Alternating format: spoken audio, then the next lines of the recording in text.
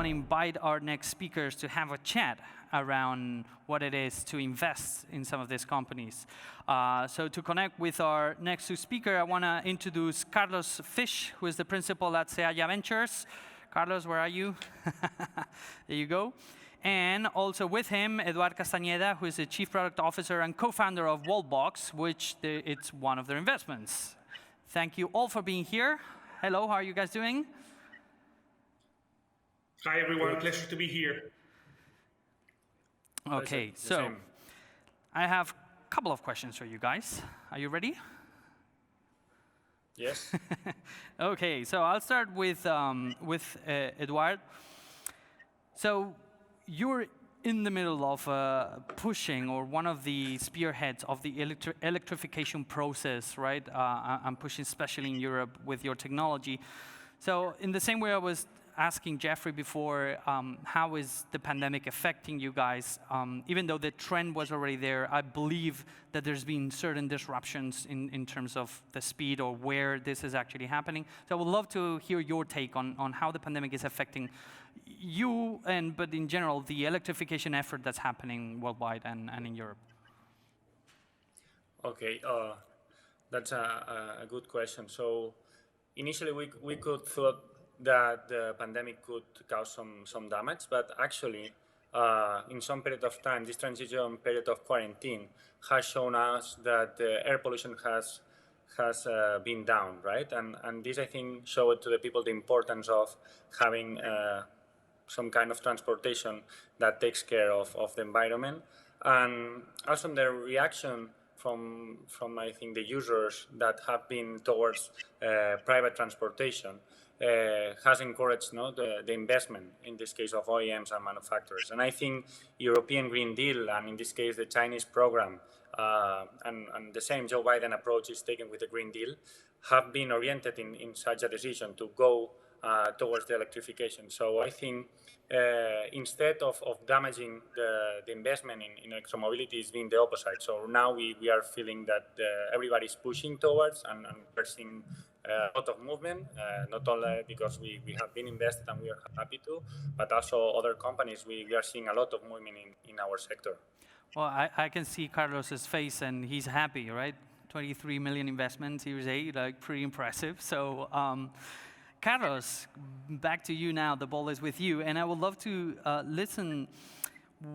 I know it's a tricky question, OK, because strategies are normally secret. But what are, in your opinion, like some hot areas around energy transition and smart mobility? I believe you guys have invested also in smart mobility. So what are the hot areas that you personally like, and the firm and the fund kind of is looking for and really enjoys? Yeah, thanks for the question. As you mentioned, we've been very active in smart mobility and energy over the past few years with investments in companies such as the amazing Walbox or Cabify and Picard.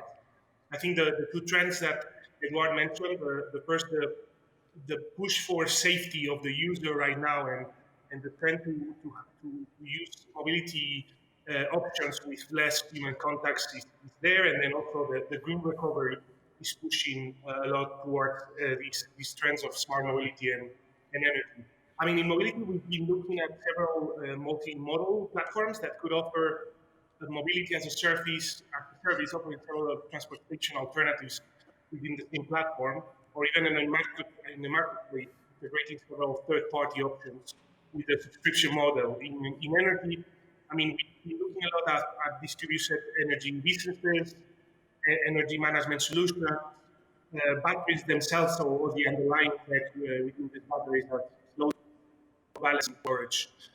Finally, there's some impressive companies in the demand-side management in smart grid solutions, smart cooling like Submer, or self-healing networks with predictive technology, thanks to artificial intelligence.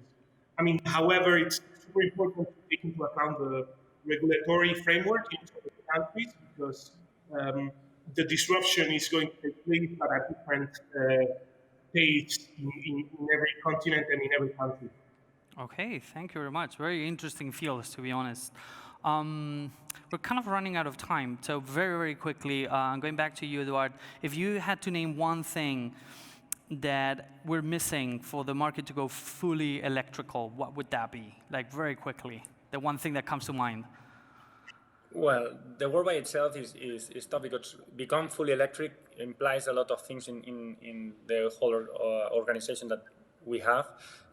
Obviously, what we are trying to deal is to that every customer has their own user experience, right? And I think we, by starting with a mature solution for home users, then going for condominiums, business, and finally approaching the public infrastructure, it's definitely the way, right? So I think in the case of providing good solutions in the charging and mobility is the right way, but also energy and the way we transport energy and we can feel it in every place when we are moving is also really important. So it's part of our focus. We are focused on this entire solution ecosystem from our segments, home, business, and public, and dealing with smart hardware for sure.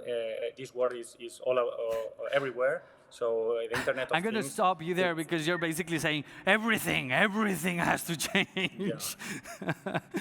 Okay, no, it's definitely a challenge. That's why you guys are doing it.